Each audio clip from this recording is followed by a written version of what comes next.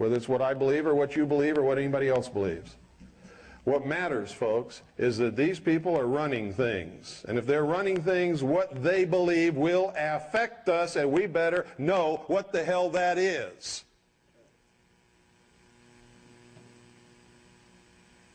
Because that's what's driving them.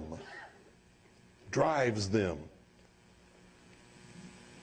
Whatever's driving them that's going to affect us, we have to understand to be able to combat it. A general that goes upon a battlefield without a knowledge of his opposing enemy commander, his abilities, his tactics, his forces, the weapons at his disposal, and the morale of his men, is most probably going to lose that battle. Those of you who have been in responsible positions in the military, you understand that.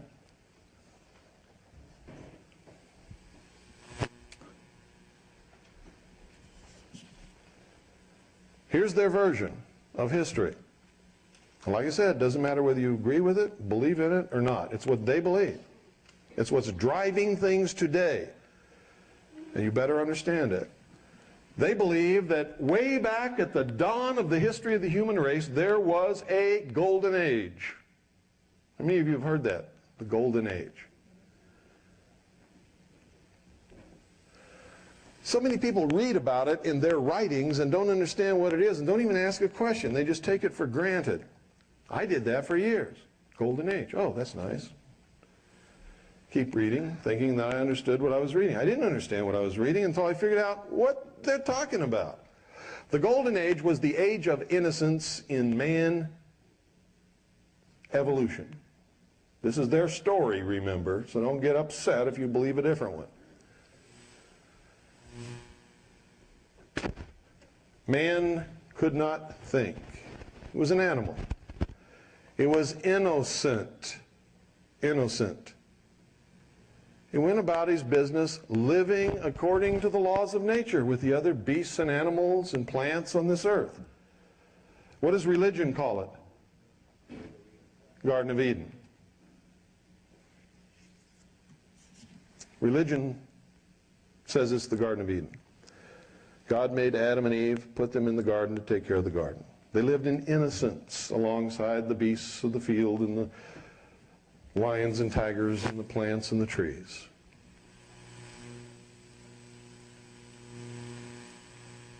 Back during that time, man was, they say, vegetarian. Ate roots and plants and nuts and berries just like many of the animals did. Man lived in harmony with nature. At some point during that time, some man had an original thought. What is that called in religion? Original sin. Man wasn't supposed to think. Okay? This is what they say. Had an original thought. And with that original thought, he picked something up and he used it to kill an animal. Bonk. You're eating the root that I was going to eat. Bonk. And he killed it. And it was dead. He decided to take a bite and see what it tastes like. It tasted good, so he became a meat eater, and a tuber eater, and a berry eater, and a nut eater, and vegetable eater. And somewhere along the line, man had learned to use this club. The man that could use the club was more powerful than other men. Just like today, folks, there are people who seem to catch on quicker than others. Doesn't mean the ones who haven't caught on yet are stupid, or they don't have a brain, or they're worthless. It just means they haven't caught on yet. And so the guy that had the club became the king. I'm the king because if you mess with me, I'll hit you with my club, and you haven't learned how to pick up a piece of wood and hit me with it yet. So I am your master. That worked until other men, watching him, learned how to pick up a piece of wood and said, you ain't the king, I'm the king. Well, we the king. Let's all be king. And then men had to be wary of each other. That was the consequence of that. Men then had to be wary of each other. Then came a day when lo and behold, fire fell from heaven. A streak of light came out of the sky and struck a tree and caught it on fire. And that tree was burning. Wow. Now, you'll never understand the significance of that until you understand the significance of this. Back in those times, according to the mystery schools, man was pretty much helpless. And man, unlike the animals, didn't have this big coat of wool. May have had some hair, more than we do now. But he didn't have this big woolly coat. He lived mostly in the tropics. If he went too far out of the tropics, he would die because he didn't have the means to protect himself from the cold. Man understood instinctively that the sun provided the conditions for life on earth. How did he know that? Because when the sun rose in the morning, he was damn thankful to see it, wasn't he? It was warm. And it lit up the earth, and he could see. He could see what he was doing. He could see dangerous animals coming from sometimes miles away.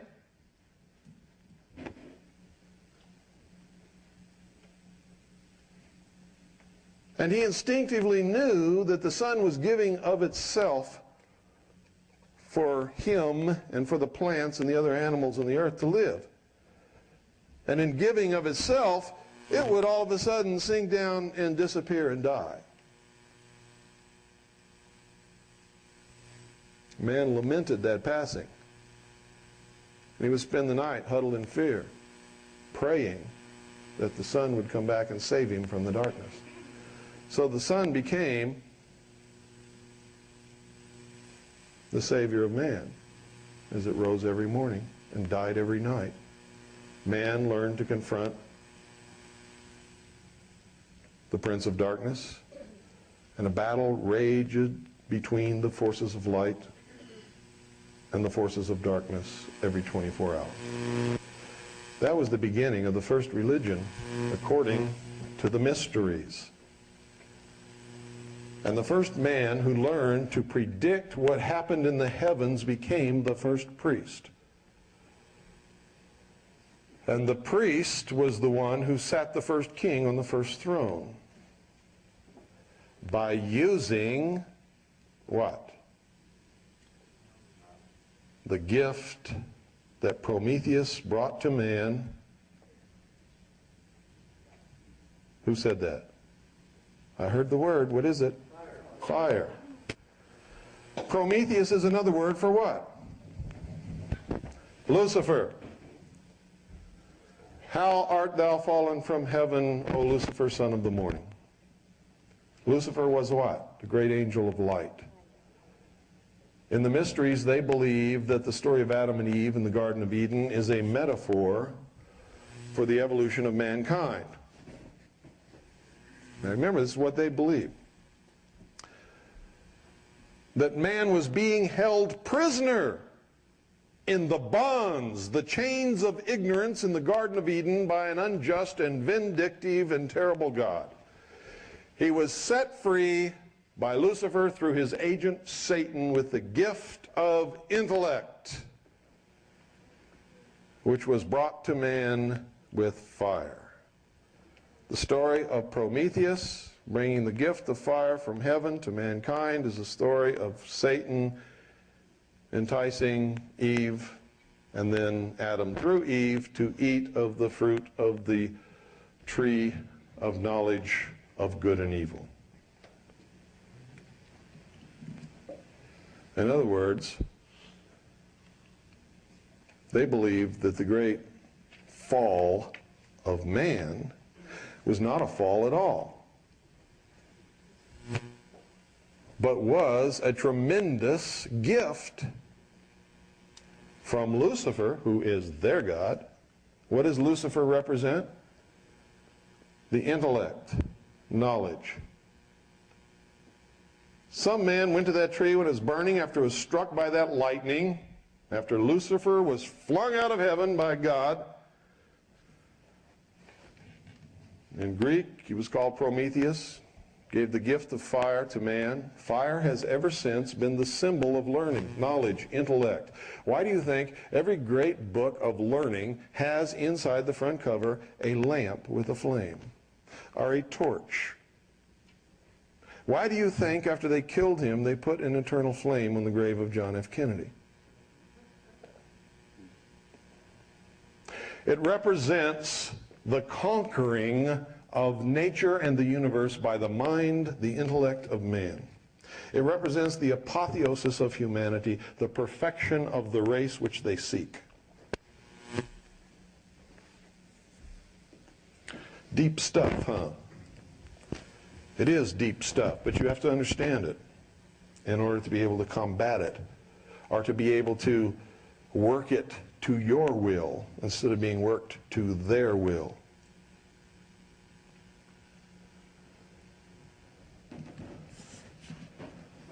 Whoever picked a burning branch up from that burning tree and learned to keep it alive became the ruler of his universe. Fire could only come from God. God lived in fire. Fire was God. Fire represented the ability to think. Fire represented the intellect. Why do you think every major religion in the world, bar none, up to a certain point in history, kept a fire burning on the altar which was never allowed to go out? It was the representation of the sun. All life, all energy, everything flowed from the sun. Sun was the representation of the power of God in the priesthood. To the common, profane humanity, the sun was God and was worshipped by almost every tribe and nation and people upon the face of this earth.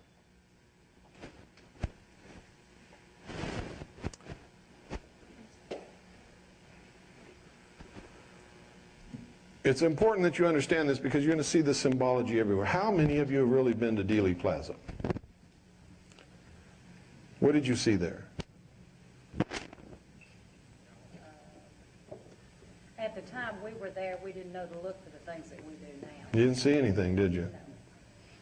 People go there every day. They don't see anything.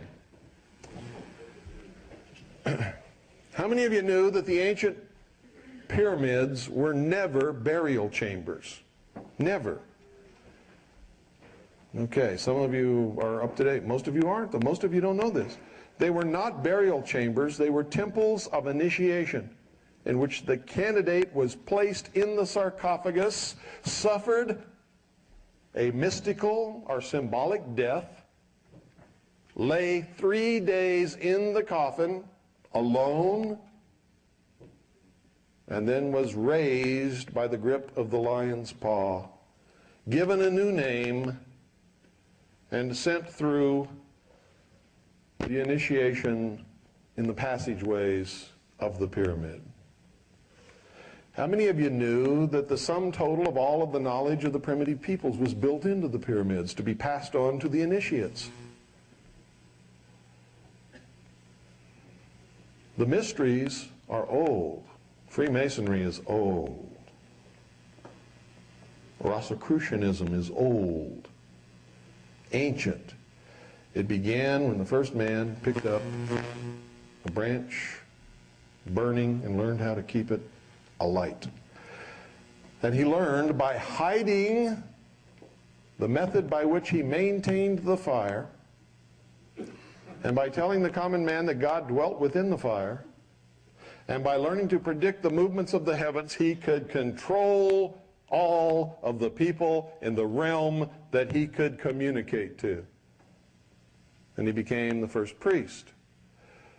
The priests have seldom been kings, but the priests have always been the power behind the kings. Without the okay of the priests, the king cannot mount the throne, or could not in those days. Okay? So they learned several things. They learned that by being able to predict the natural events in the heavens, to be able to keep a fire burning on the altar, and to be able to start a fire from nothing and not teach that to anybody else, they could control large numbers of people who in those days thought that that was magical. And then their lives depend upon knowing when to plant the corn and when to harvest, when to till the ground and all of those things. These are the things that the priests learned to teach them.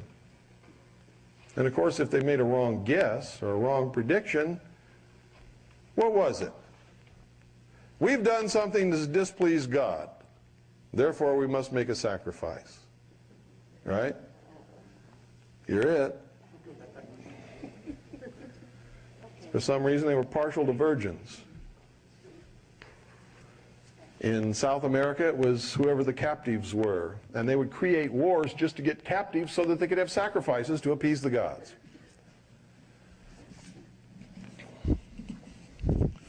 All throughout the history of the world, these people have been the ones who have collected and hoarded the sum total of the knowledge of humankind. They call themselves the illumined ones, and in those days they were truly illumined, enlightened. They're the only ones who had the knowledge. The rest of the people were deprived. Over long periods of time, some knowledge would either leak out to the people or the people would make discoveries or would have original thoughts of their own and pass it on. So as man became more educated, the machinations of the Illuminati became more complicated and more clever. And the more they had to really hoard and guard the technology and the knowledge and the truth that they held. They called what they knew the esoteric, and what you know, or the profane, the exoteric. In other words, the esoteric is the inward truth, that which is withheld, that which is guarded, not known by what they call the masses. The exoteric is the outward form that they throw to the people, the metaphors that they tell. One of the ways they put it that I wrote in my book is that they speak directly to God while the people bow down to stone statues which can neither hear nor speak. Now, it doesn't mean they're really speaking to God. This is a metaphor, remember. What it means is they're really communicating the truth. This is what they believe. Doesn't matter what we believe in their world. And if they're controlling us, we have to understand what it is that they believe and why. You see, they believe that through the use of the intellect, man himself will conquer nature. And what happens when you conquer nature? You're God. Isn't that true?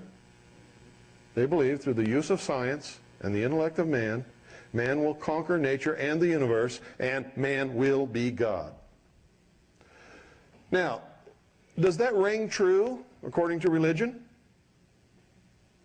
Of course it does. Isn't that the promise of Satan to Eve in the Garden of Eden? God lied to you. He lied to you. He's withholding your true nature.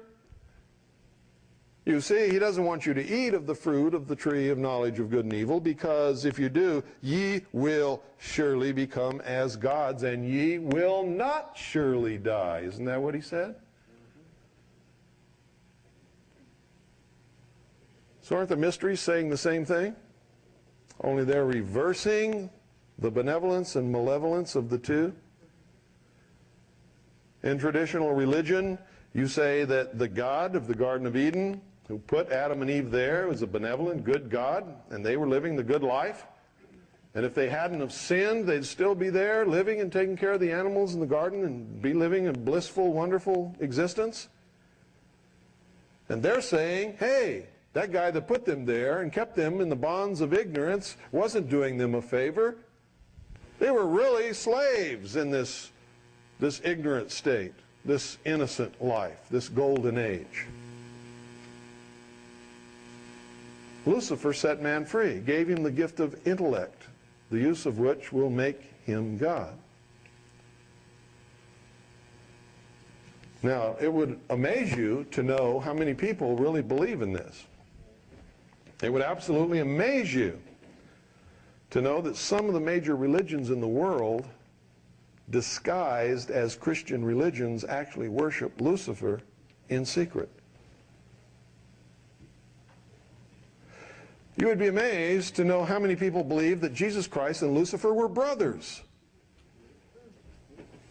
And that there was a battle between who was going to save mankind from itself. Jesus won that battle. He had his chance. He failed. Now it's Lucifer's turn.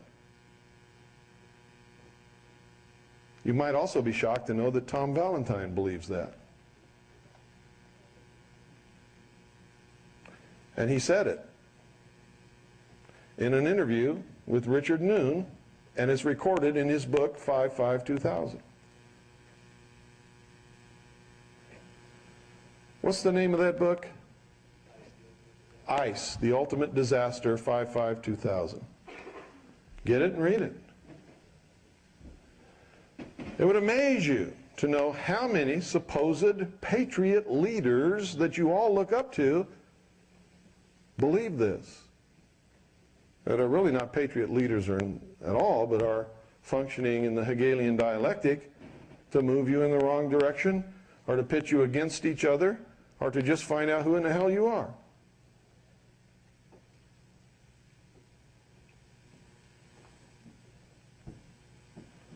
There's one that's traveled all over the whole country. And wherever he is the religion of whoever he's talking to.